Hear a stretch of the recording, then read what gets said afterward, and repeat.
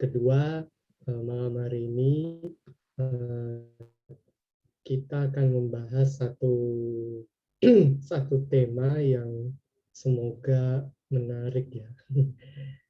Oke, apakah sudah muncul slide-nya?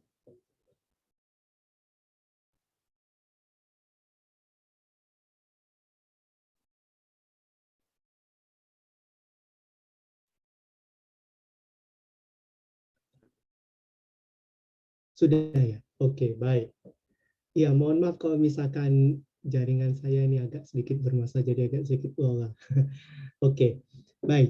Jadi kita malam ini akan membahas satu hal yang mungkin sering kita dengar, tapi mungkin kita juga tidak tidak sadari, yaitu tentang pernyataan 350 tahun dijajah. Indonesia dijajah 350 tahun. Nah, pertanyaannya apakah itu mitos atau fakta? Apakah itu hanya sekedar hayalan atau memang beneran ada? 350 tahun, selama 350 tahun kita dijajah. Kira-kira menurut teman-teman, Bapak Ibu, apakah ini mitos atau ini beneran fakta?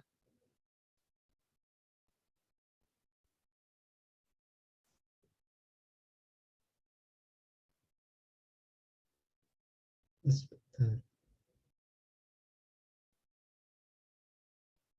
Mantap. Oke, baik. Sebentar.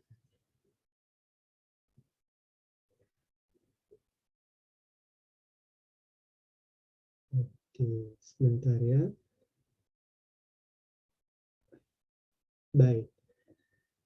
Jawabannya secara sederhana itu adalah mitos. Jadi sebenarnya meskipun betul sudah diajarkan sekolah, saya sendiri sejak SD sudah selalu dibilang bahwa Indonesia itu dijajah 350 tahun. Nah, lama sekali ya 350 tahun. Jadi kalau dihitung-hitung berarti kita 1945 merdeka, berarti dikurangi 350 tahun, berarti sekitar tahun 1595.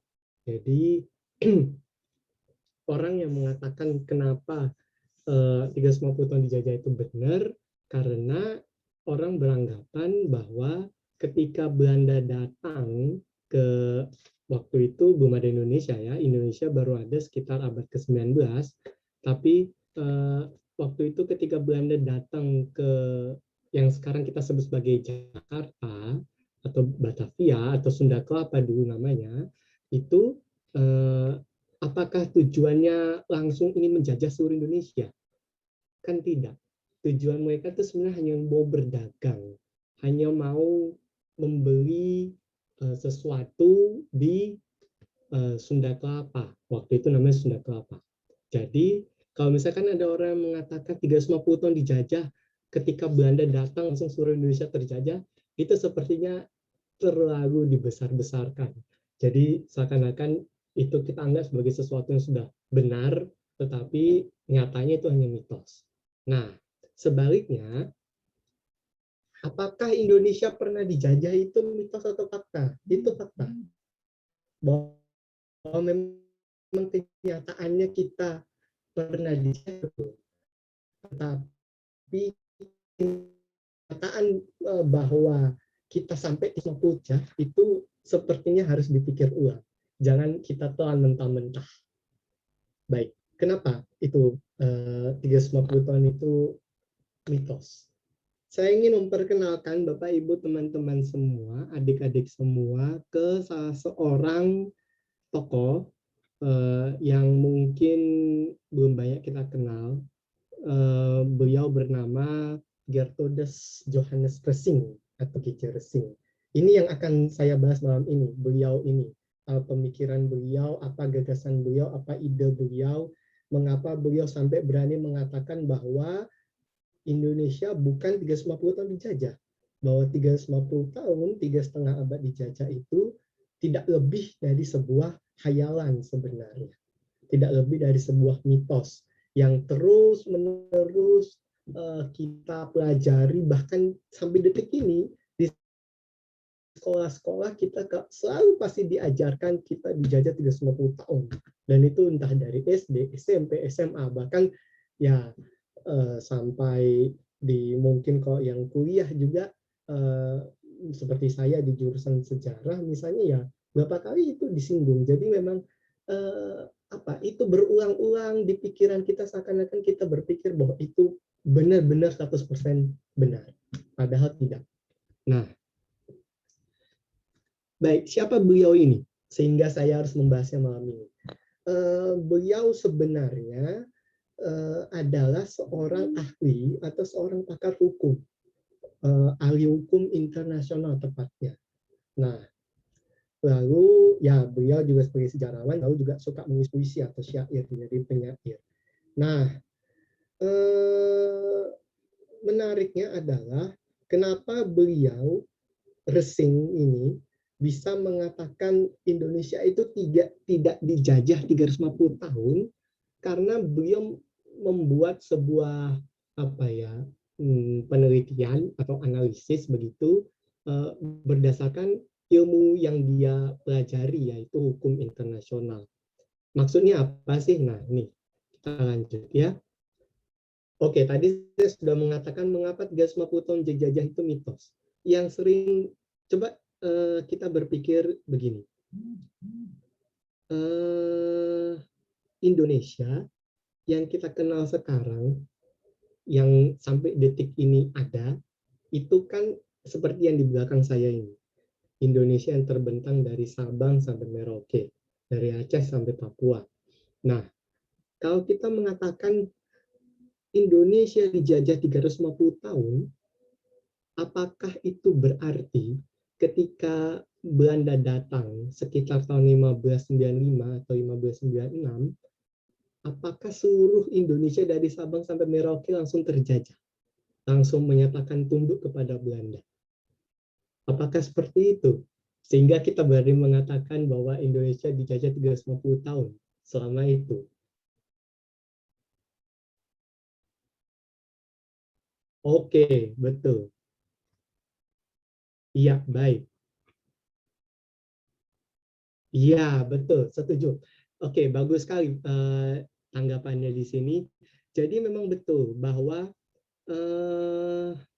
ketika dulu Belanda datang, memang belum ada Indonesia ya. Indonesia, bahkan istilah Indonesia sendiri itu baru dikenal sekitar tahun 1850 kalau tidak salah. Ya, sekitar tahun segitu. Jadi hampir 1 abad sebelum Indonesia benar-benar merdeka, istilah itu baru ada 1 abad sebelumnya. Dan sebelum itu kita mengenalnya bukan Indonesia, tetapi Hindia Belanda. Jadi wilayah yang kita kenal sebagai Indonesia sekarang, dulu namanya Hindia Belanda. Dan nama itu memang baru populer sekitar abad ke-19, sekitar tahun 1800-an. Jadi hampir 1 abad lebih, 1,5 abad kalau boleh dibilang. Istilah itu baru istilah, tetapi apakah wilayah dari Sabang sampai Merauke benar-benar dikuasai oleh Belanda selama 350 tahun? Tentu tidak. Nah, ya sebelum itu, jauh sebelum Hindia Belanda namanya masih Nusantara, betul sekali. Nah, memang belum bersatu, belum ada kesadaran bahwa kita ini akan menjadi satu bangsa. Karena apa? Semua daerah yang kita kenal sekarang sebagai Aceh, Papua, Sulawesi, Kalimantan, Bali, dan segala macam, dulu itu yang menjadi tanda petik negara-negara sendiri. Dulu itu mereka itu merdeka dalam arti ya mereka seperti negara kita ini. Mereka punya aturan, mereka punya raja, mereka punya pemerintahan, mereka punya rakyatnya sendiri, wilayahnya sendiri, sehingga ya kalau boleh dikatakan ketika itu jelas belum ada Indonesia, sehingga kita akan berpikir tidak mungkin dong 350 tahun dijajah.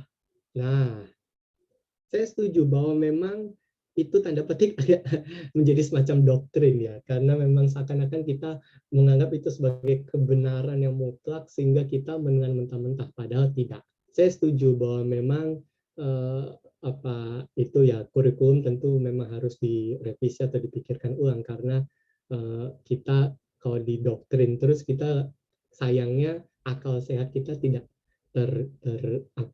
terpakai, jadinya sia-sia. Padahal ini yang penting. Kalau kita terutama kita belajar sejarah, ini yang penting.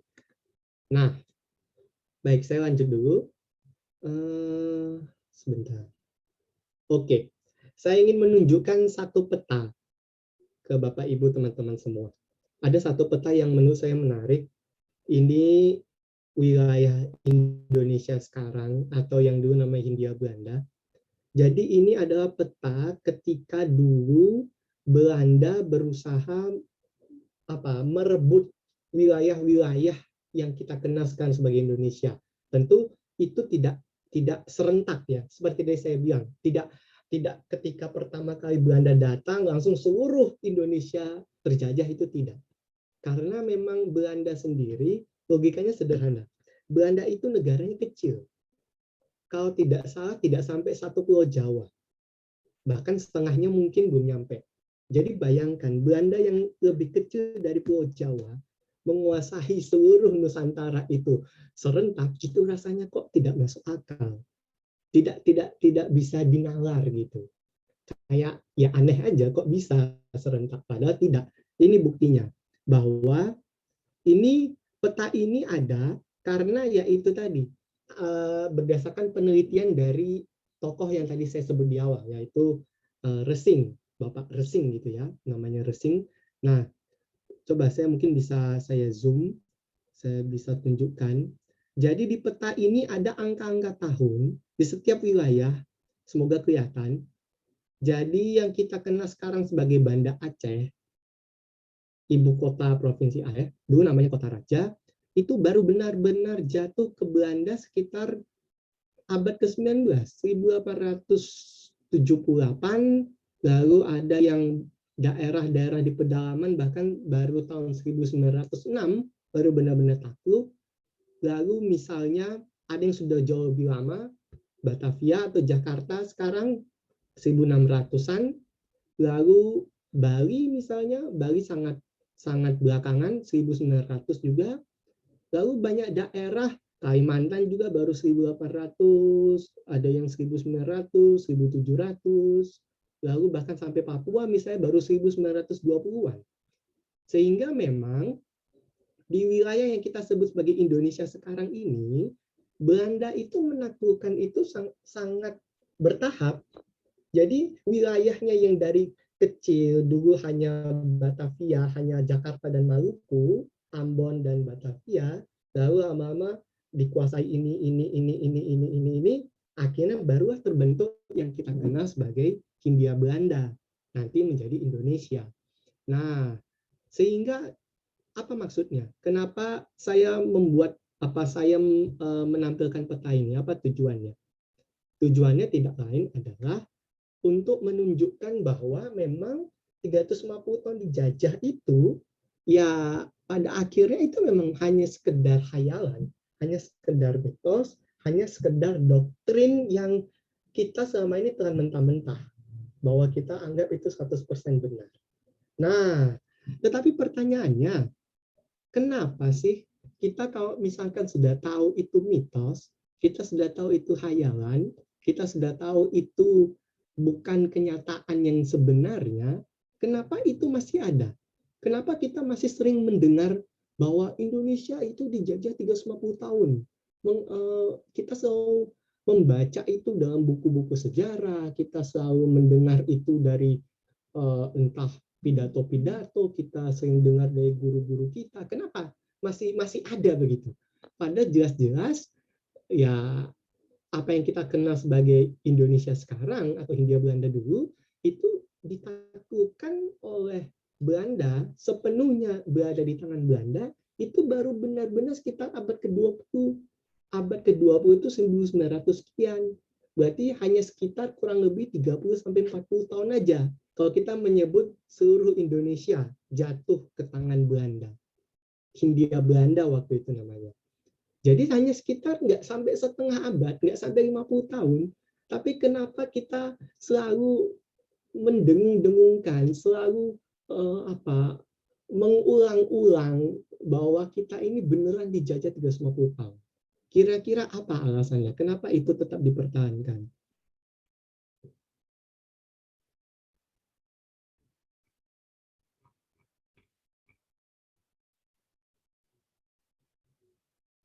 Ya, jadi saya kasih clue saja kenapa kita masih terus mempertahankan 350 ton dijajah ini. Kenapa itu masih ada, atau kita masih perlu mitos 350 ton dijajah itu.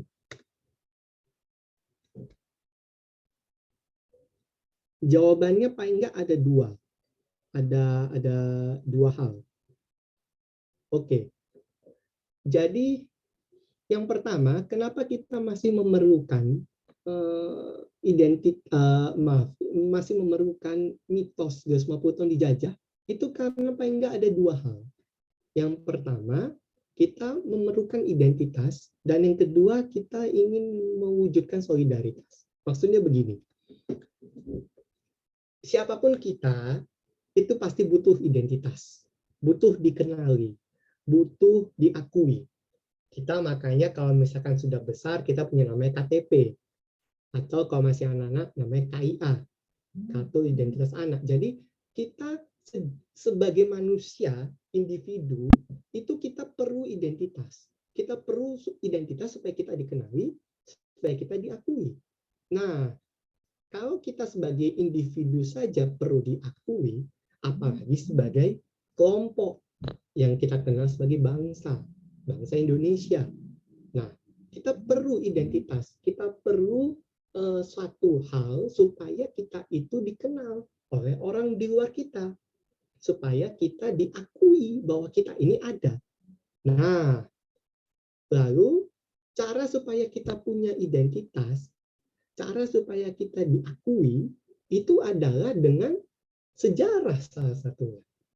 Jadi kenapa sebenarnya kita, seperti saya sambung minggu lalu, kenapa kita perlu belajar sejarah?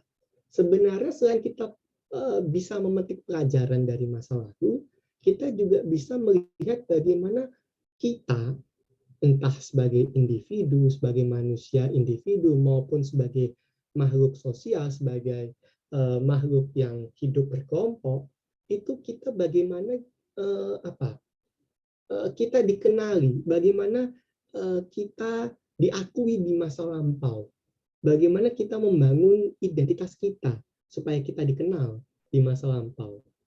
Itulah salah satu tanda petik guna dari sejarah, supaya kita memiliki identitas yang kurang lebih serupa. Karena kita tentu sebagai satu bangsa yang sangat beragam ini, kita perlu namanya pemersatu, yaitu solidaritas itu tadi. Nah, bentuk solidaritasnya apa? Kalau kita, sekarang saya kasih pengandaian begini. Situasi sekarang pandemi seperti ini, masyarakat cenderung akan jauh lebih solidar, jauh lebih kuat, jauh lebih ingin bergotong royong. Karena apa? Kita menghadapi satu musuh bersama yang namanya COVID, pandemi. Nah, ketika kita menghadapi satu musuh, kita akan terpanggil untuk bersatu. Kita akan merasa bahwa kita perlu untuk bersatu.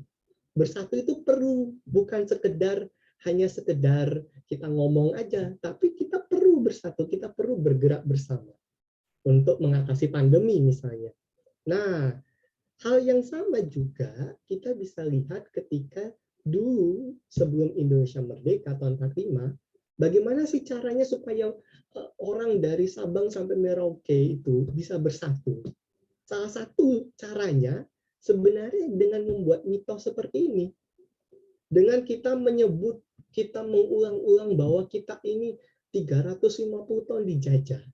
Itu berarti kita merasa orang dari ujung Sabang sampai Merauke akan merasa bahwa kita ini ya senasib. Kita itu sama-sama bangsa terjajah, sama-sama punya musuh, satu musuh bersama, yaitu Belanda waktu itu.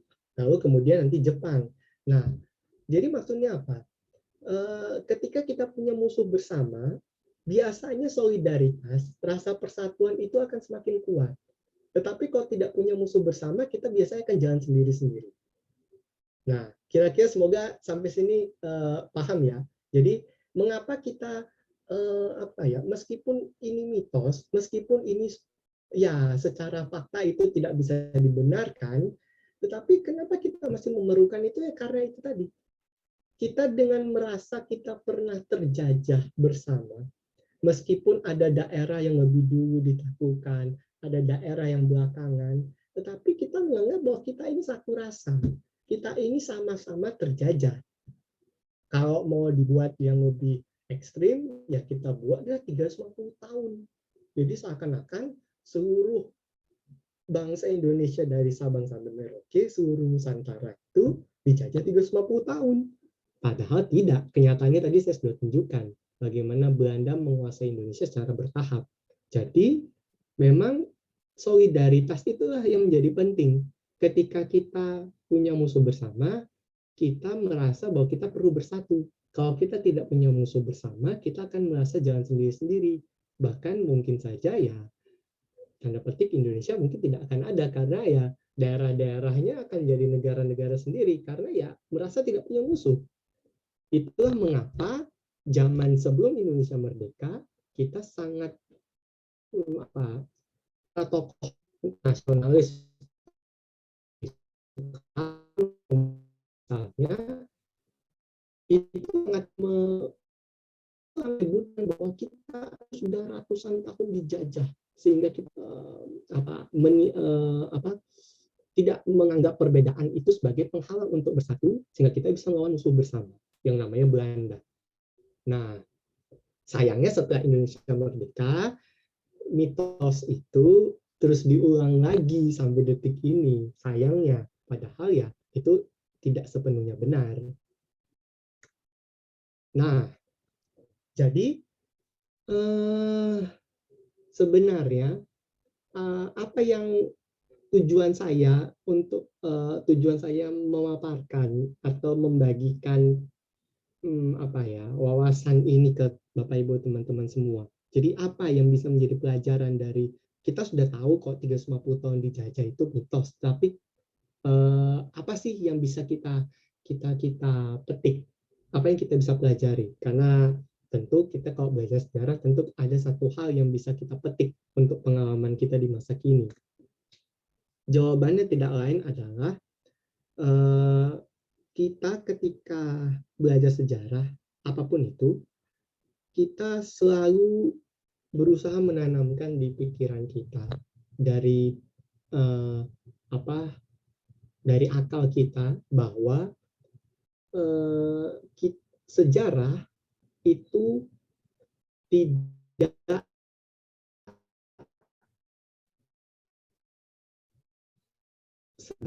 beda, itu ragam, tidak satu ragam, tidak satu jenis, tetapi beragam, banyak jenisnya, bisa berbeda-beda. Karena memang kalau kita ingat minggu lalu, saya pernah sampaikan bahwa sejarah itu bukan masa lalu, bahwa sejarah itu berakar dari masa lalu, betul. Tetapi cara kita memandang masa lalu, cara kita mempelajari masa lalu, itu kan berbeda-beda. Masing-masing dari kita punya ketertarikan sendiri-sendiri. Ada yang senang sejarah ini, ada yang senang sejarah ini. Lalu bagaimana cara kita memandang satu peristiwa juga tidak bisa selamanya seragam. Atau dalam bahasa yang lebih ekstrim, tidak bisa didoktrinkan. Tidak bisa kita anggap itu sebagai kebenaran mutlak sehingga kita tidak ingin terima kebenaran-kebenaran lain. Nah, itu yang salah. Jadi, ketika kita sudah tahu bahwa Indonesia tidak dijajah 350 tahun, bukan berarti kita menganggap bahwa itu sepenuhnya salah. Bukan. Jadi maksudnya adalah tentu mitos itu pun meskipun itu hanya khayalan, tapi tanda petik kita masih tetap butuh. Karena ya itu tadi, kalau kita tidak ada narasi, tidak ada cerita bahwa kita dulu punya musuh bersama, mungkin ya sampai detik ini kita tidak bersatu. Karena ya itu tadi, ketika kita punya musuh bersama, kita baru akan merasa bersatu itu perlu. Kalau tidak punya musuh ya udah, urusanmu, urusanmu, urusanku, urusanku gitu kan. Jadi memang apa yang bisa kita petik dari pelajaran 350 tahun dijajah untuk malam ini adalah sebenarnya ketika kita belajar sejarah, kita tidak bisa selamanya memandang itu sebagai sesuatu yang seragam, sesuatu yang 100% benar, mutlak, yang kita harus percaya, dan itu tidak ada kebenaran yang kedua. Jadi semuanya itu 100% benar. Itu tidak. Jadi memang eh, apa ketika yang dahulu dianggap benar, misalnya 350 tahun ini kita anggap dulu itu benar, zaman dulu, zaman sebelum Indonesia merdeka itu dianggap sebagai satu kebenaran, tetapi setelah Indonesia merdeka sampai sudah 75 tahun Indonesia merdeka, kita akan berpikir apakah itu benar atau tidak. Dan itu tidak salah, karena itulah sejarah.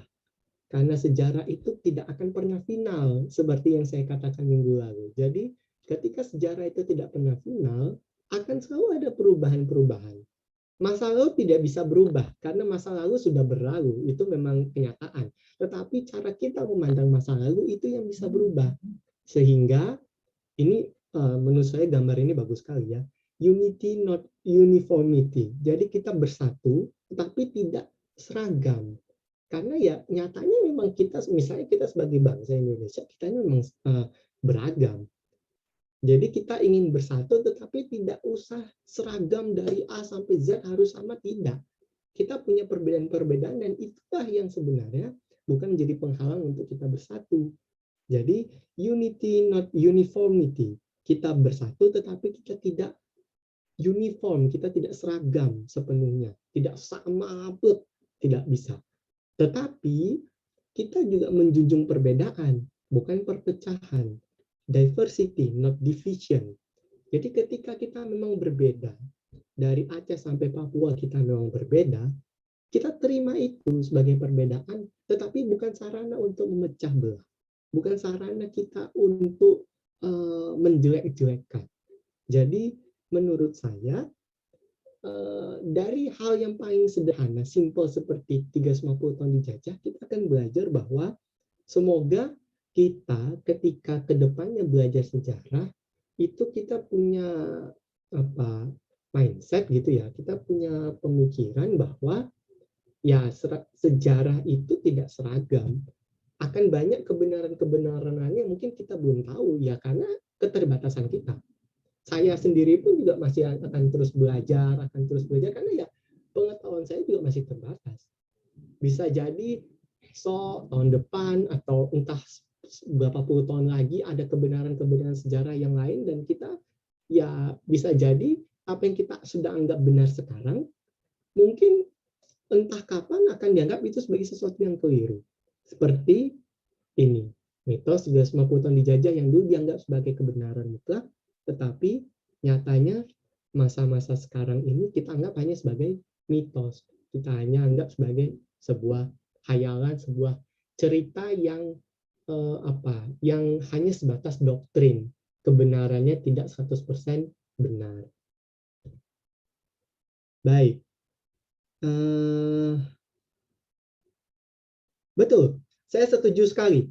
Ada istilah yang menarik, sebelum saya tutup, ada istilah yang menarik, ini kebetulan sudah dipaparkan di chat ini, imagine communities, bagus sekali.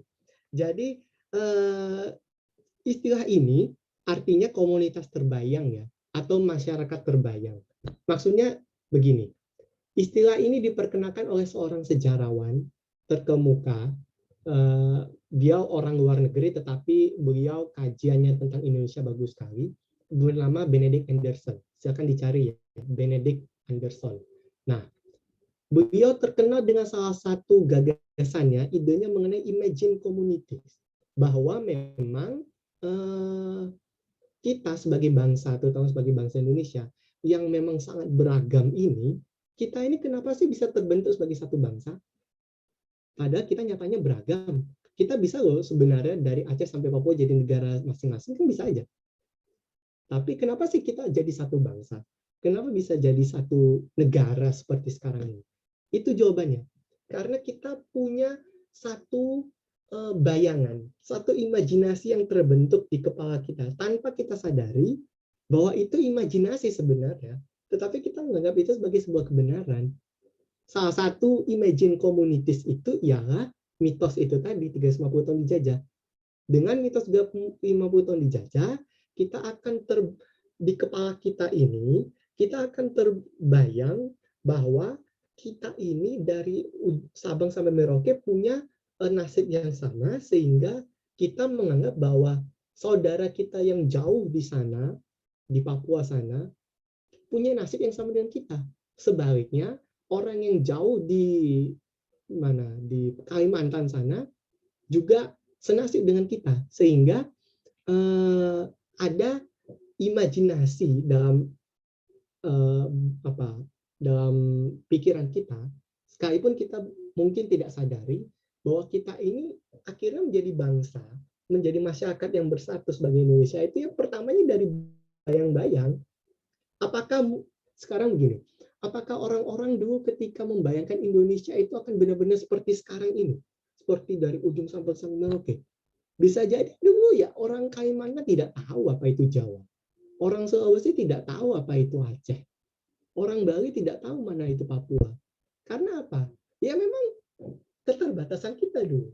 Tapi kenapa kita bisa tahu?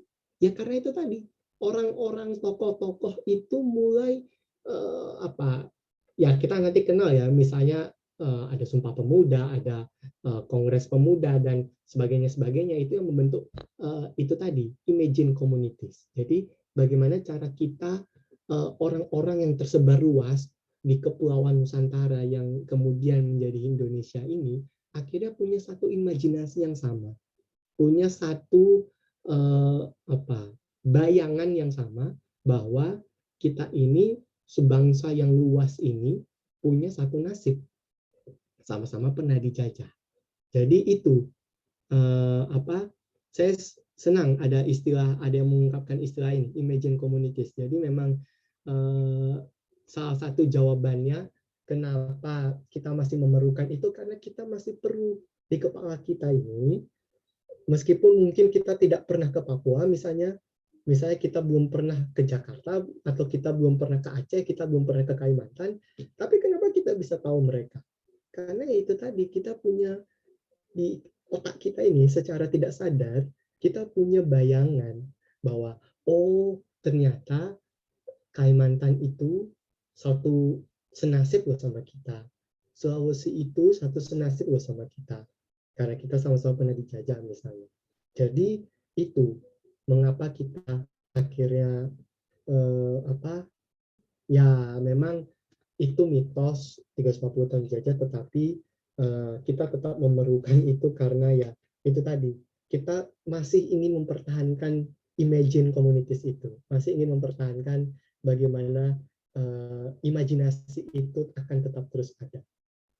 Saya kira itu yang bisa saya sampaikan. Terima kasih atas tanggapannya. Mungkin kalau ada yang bertanya atau menanggapi, saya persilakan. Demikian.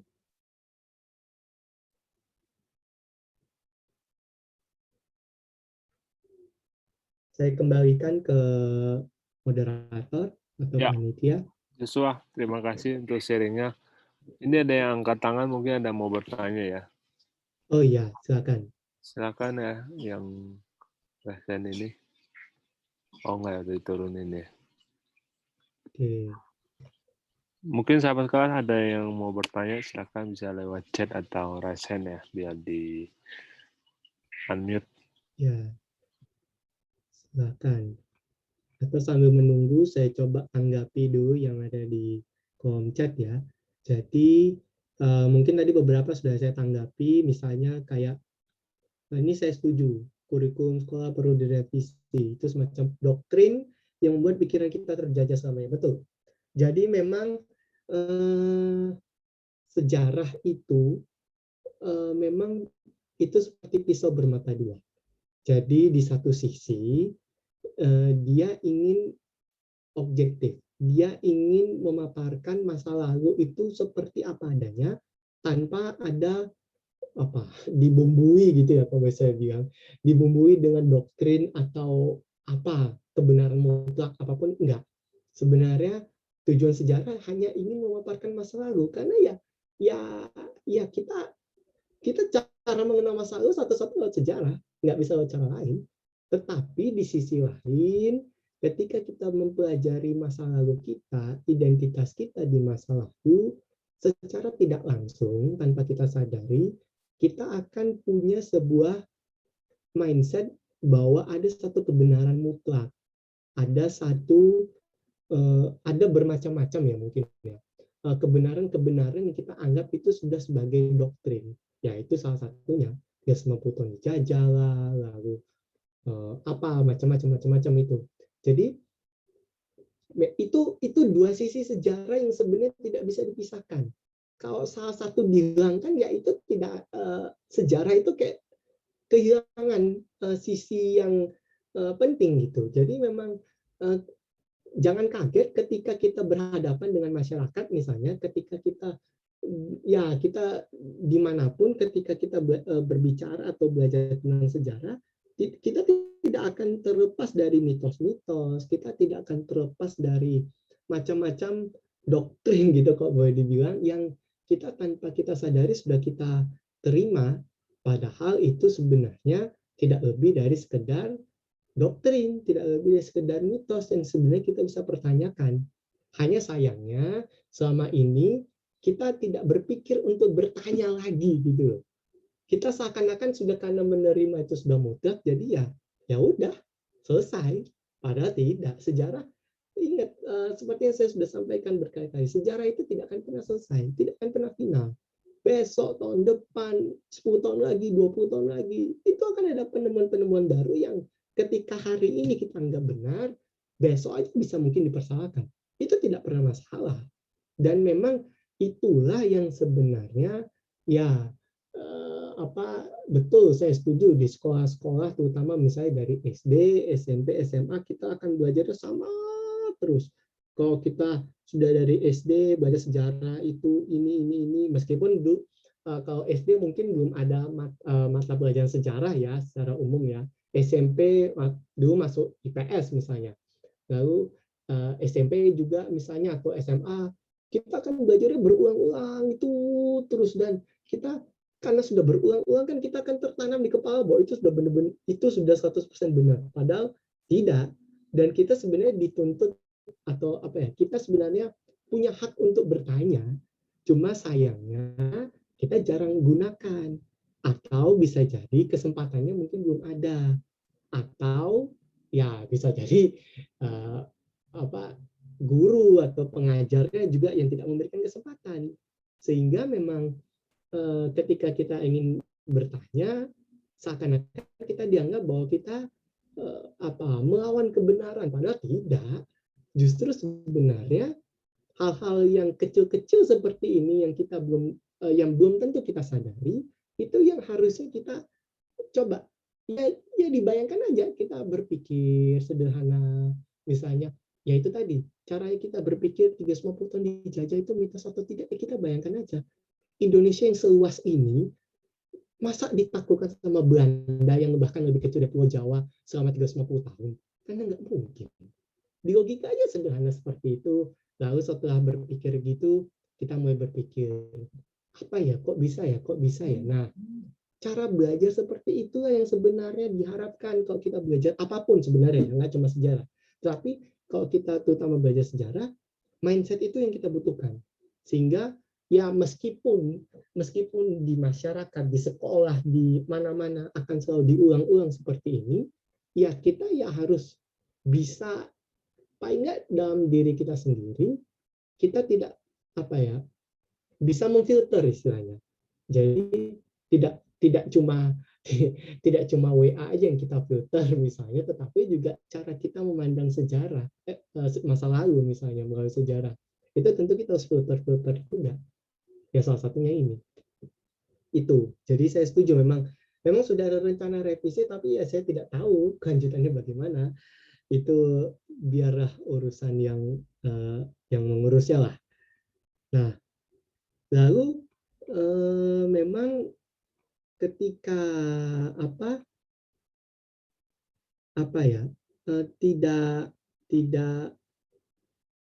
tidak bersatu, ada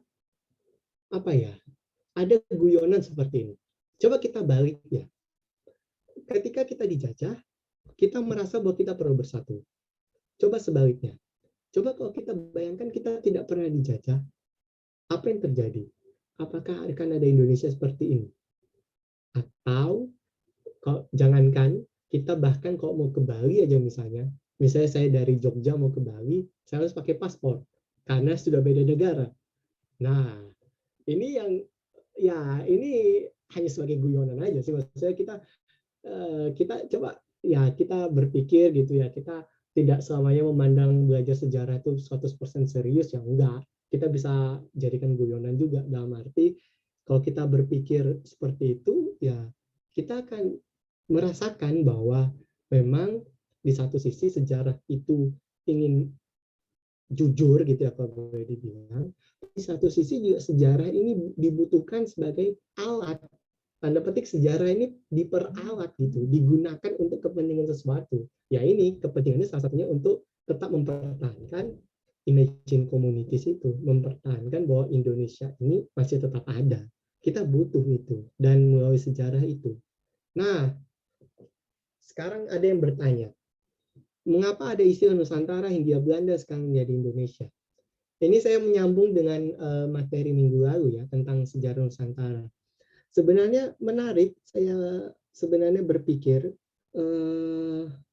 kenapa kelas ini dinamakan sejarah Nusantara. Saya pribadi mengapresiasi, menghargai tim yang mengundang saya untuk memberikan ya untuk berbagi gitu wawasan tentang sejarah Nusantara. Kenapa nggak namanya sejarah Indonesia atau sejarah nasional Indonesia atau sejarah negara kesatuan Republik Indonesia? Itu yang saya sudah sampaikan minggu lalu. Jadi kenapa sejarah Nusantara? Jadi memang kata Nusantara sendiri itu jauh lebih menurut saya itu jauh lebih jauh lebih bagus, karena jelas Nusantara itu jauh lebih dulu ada sebelum Hindia Belanda, bahkan sebelum Indonesia, dan juga istilah Nusantara itu tidak selamanya bermuatan politis. Maksudnya begini, ketika kita bicara tentang Indonesia, kita sudah jelas, batas wilayahnya sudah jelas. Sabang sampai Merauke sudah jelas. Di luar wilayah itu bukan Indonesia, itu sudah jelas. Tetapi kalau kita bicara Nusantara, sebenarnya tidak hanya terbatas di Indonesia sekarang. Yang kita kenal sebagai Malaysia sekarang dulu termasuk Nusantara. Yang kita kenal sebagai Filipina bagian selatan misalnya, Mindanao, itu kita kenal sebagai Nusantara dulu. Jadi maksudnya adalah kenapa istilah Nusantara itu kita kenal dan masih ada, itu menunjukkan bahwa adanya pengaruh-pengaruh luar, pengaruh ya di luar Indonesia yang masih membentuk kepribadian kita, yang masih membentuk budaya kita, karena itu tadi budaya kita ini kan kita Indonesia ini kan terbentuk tidak hanya beragam di dalam negeri kita aja, di dalam Indonesia aja tidak hanya kita yang membentuk, tetapi juga dari luar itu membentuk, dan itulah yang membuat kita beragam dan akhirnya membentuk yang kita sebut sebagai peradaban Nusantara. Sehingga ketika kita membandingkan dengan negara-negara sekitar kita, negara tetangga kita memiliki kesamaan. Padahal misalnya kita anggap Malaysia aja. Malaysia beda penjajah sama kita. Kita Belanda, dia Inggris. Tetapi kita masih punya hubungan. Karena hubungan kita tidak semata-mata politis, tapi hubungan kita hubungan budaya, hubungan kultural namanya. Jadi kita masih punya keterikatan budaya. Bahasa Indonesia atau bahasa Melayu punya kemiripan. Pakaian adat kita dengan pakaian adat mereka masih bisa serupa lah. Tarian kita, tarian mereka hampir mirip-mirip dan sebagainya dan sebagainya. Ini memang istilah Nusantara itu memang menunjukkan bahwa tidak semata-mata wilayahnya punya batas yang tetap, tetapi itu ada wilayah pengaruh budaya istilah. Jadi bagaimana wilayah yang dulu kita kenal sebagai Nusantara, yang dari Indonesia dan sebagian Malaysia, Filipina, sekarang bahkan Thailand juga, itu bahwa adanya pertukaran budaya, adanya interaksi budaya yang membuat kita ya terbentuk sekarang seperti ini dengan budaya kita.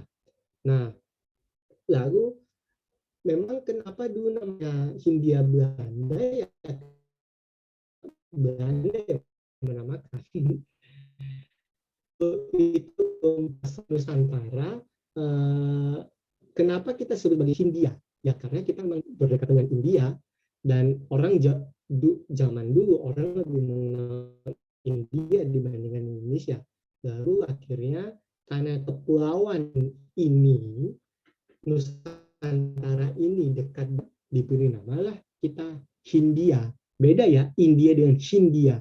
Itu cara kita membedakan. Jadi dalam bahasa Inggris kita sebutnya sebagai Indies, tapi kalau di India kita sebut bahasa Inggrisnya ya India. Jadi berbeda. Nah, Hindia Belanda itu berarti kepulauan Hindia yang dikuasai oleh Belanda. Kepulauan Hindia itu ya ini. Sebenarnya Filipina apakah masuk kepulauan Hindia? Sebenarnya masuk. Cuma karena dia sudah dikuasai oleh Spanyol, makanya diberi nama Filipina. Filipina itu berasal dari nama Raja Philip, Raja Spanyol. Sehingga makanya kepulauan ini di atas kita Indonesia kita sebut sebagai Filipina. Karena Spanyol yang memberi nama, bukan orang Filipina yang memberi nama. Lalu sama seperti kita Hindia Belanda. Hindia Belanda bukan kita yang memberi nama, Belanda yang memberi nama kita. Akhirnya kita kenal sebagai Hindia Belanda. Hindia Belanda itu terbentuknya kapan sebenarnya? Hindia Belanda itu baru benar pemerintahan Hindia Belanda itu baru ada sekitar abad ke-19. Jadi tadi sempat disebut VOC. Nah, dahulu sebenarnya ketika Belanda datang 1596, apakah tujuannya menjajah? Enggak. Tujuannya hanya untuk berdagang. Lalu nanti membentuk namanya VOC, yaitu Perserikatan Dagang, perkumpulan para pedagang gampangnya gitu. Nah, tujuan ekonomi yaitu untuk berdagang itu kemudian berubah menjadi tujuan politik yaitu penaklukan. Sehingga memang pada intinya ketika penjajahan, konsep penjajahan itu sebenarnya berakar dari tujuan ekonomi, bukan tujuan politik. Jadi ketika sebenarnya apa sih tujuannya kita dijajah sebenarnya?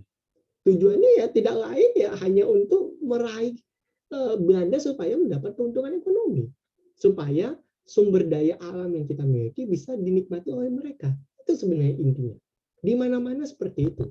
Bahkan makanya kita ada yang mengatakan sebenarnya kita di abad modern ini kita masih terjajah secara ekonomi karena kita ada yang beranggapan bahwa kita punya utang banyak lah, kita jadi antek asing dan segala macam.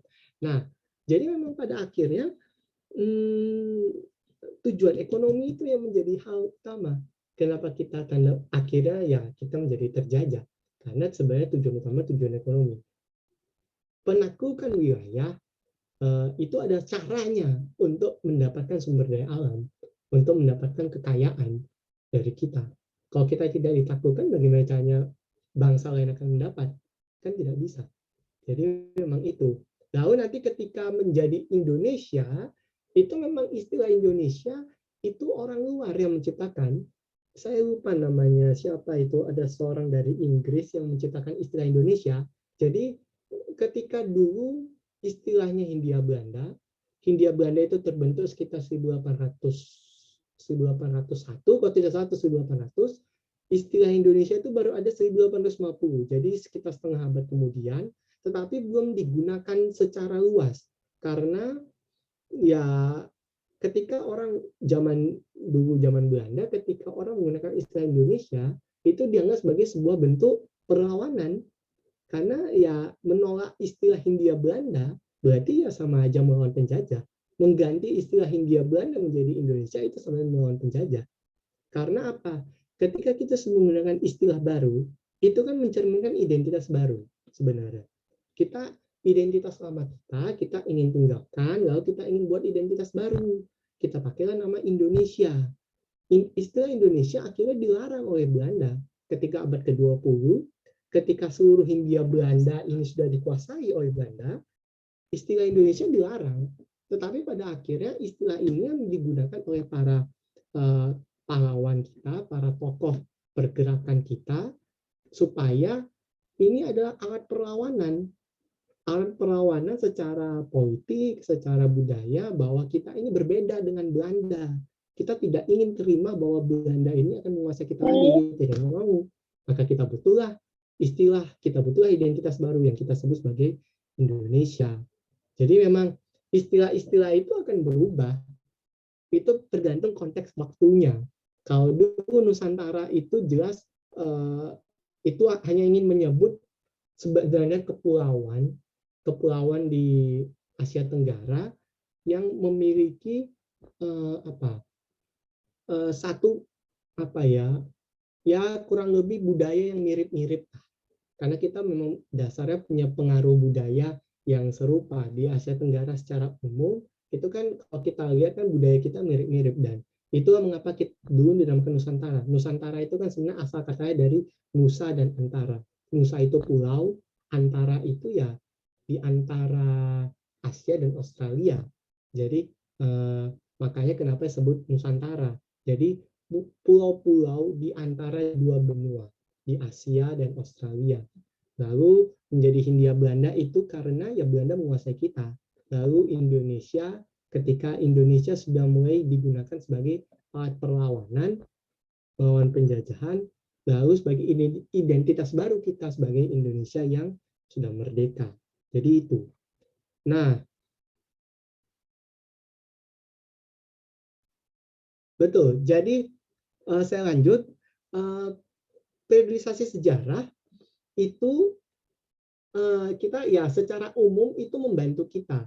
Jadi itu tidak bisa 100% benar karena setiap orang bisa memandang periodisasi sejarah itu bermacam-macam.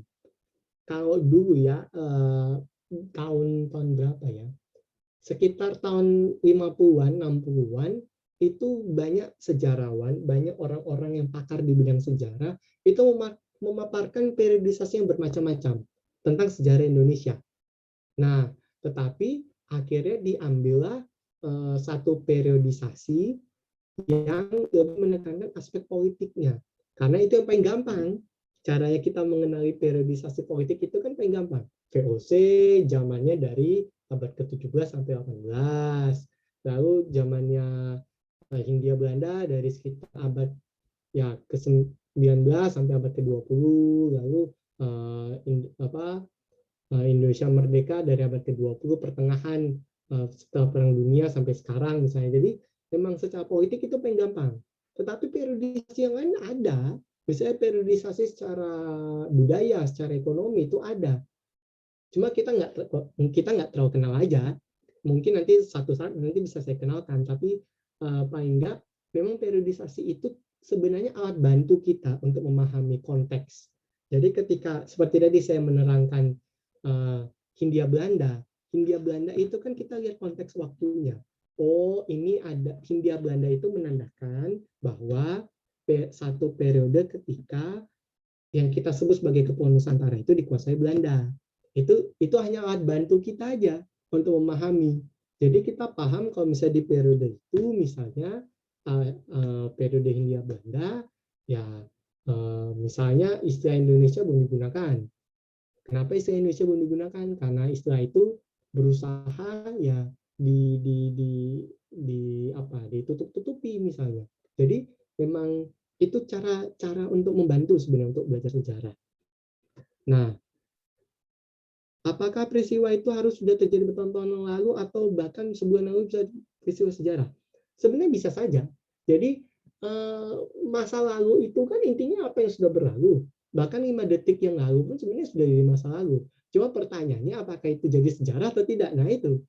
Jadi mungkin saya juga mengulang yang lalu bahwa kembali lagi sejarah dan masa lalu dua hal yang berbeda. Ketika masa lalu itu sudah berlalu ya oke. Tapi apakah itu bisa menjadi sejarah atau tidak? Itu kita yang menentukan. Sekali lagi, itu yang menentukan kita. Jadi tidak sekedar hanya sejarawan, tidak hanya sekedar orang yang pakar di bidang sejarah, enggak. Siapapun kita berhak menulis. Karena pada akhirnya masa lalu itu kalau kita anggap itu penting, nah ini, kalau kita anggap itu penting, kita tulis, kita abadikan, kita dokumentasikan. Lalu akhirnya kita bisa buat dalam periodisasi misalnya. Tetapi kalau kita anggap itu hanya apalah mungkin rutinitas atau nggak terlalu penting ya. Oke, masa lalu itu hanya berakhir sebagai masa lalu, tidak menjadi sejarah. Jadi memang periodisasi itu bisa bermacam-macam ya. Jadi misalnya kita pengen gampangnya begini deh. Sekarang kita lagi menghadapi pandemi COVID-19. Kita kalau ingin menulis sejarah COVID-19 di Indonesia, bisa? Ya bisa. Karena peristiwanya beberapa ya sudah berlalu, tetapi memang masih berjalan sih. Cuma ya misalnya dari dulu bulan Maret misalnya 2020 ketika ada kasus pertama, kita bisa membuat periodisasi karena peristiwanya memang sudah berlalu meskipun kita masih menjalaninya sampai detik ini. Makanya kita perlu membatasi, kita perlu membuat pembatasan ya periodisasi itu. Jadi peristiwa apapun selama kalau kita anggap itu penting, kita bisa tulis dan kita bisa buat itu sebagai periodisasi. Jadi kembali lagi karena sejarah itu bisa ditulis oleh siapa saja, jadi kita yang ingin menulis sejarah itu kita yang berkepentingan, kita punya apa ya istilahnya, ya kita punya kuasa kalau boleh dalam petik itu, kita punya hak gitu ya untuk menulis ya apa yang kita anggap penting. Bahkan misalnya masa lalu kita pribadi kita bisa tulis dalam periodisasi toh. Kita bisa buat periodisasinya misalnya mulai masa kecil, saya sekolah, lalu saya ke sini, saya ini itu bisa aja. Jadi sebebas itu sebenarnya sejarah, tetapi ya karena dia bebas-bebasnya, tetapi ya ada batasan-batasan. Itu tadi kita perlu apa namanya ya ya memperbandingkan misalnya kita melihat apakah peristiwa itu penting atau tidak atau dampaknya seperti apa. Jadi kalau itu misalnya penting ya kita bisa tulis, tapi kalau tidak terlalu penting ya mungkin ya tidak, mungkin akhirnya jadi hanya jadi pengalaman pribadi aja misalnya begitu. Jadi tidak harus peristiwa yang bertahun-tahun lalu, tetapi bisa sebulan lalu bisa, asal memang dia punya arti penting kalau boleh saya bilang begitu. Begitu. Kira-kira dari yang ingin bertanya lagi?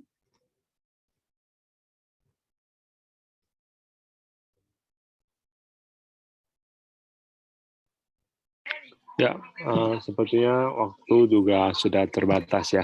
Oh iya. Oke, karena nggak ada pertanyaan lagi, kita akhiri kelas kita malam ini ya. Oke, Oke, baik. Joshua, terima kasih atas sharing malam ini. Ya, baik. Terima kasih Kita juga ketemu atas kembali minggu kesempatannya. depan di waktu yang sama. Baik, siap. Dengan Terima topik. kasih Bapak Ibu teman-teman semua atas atensinya, atas perhatiannya. Ya, Sampai jumpa minggu terima depan. kasih. Sehat Sampai selalu. ketemu Selamat lagi minggu depan. malam. Selamat malam semuanya. Terima kasih, Joshua. Ya, terima kasih.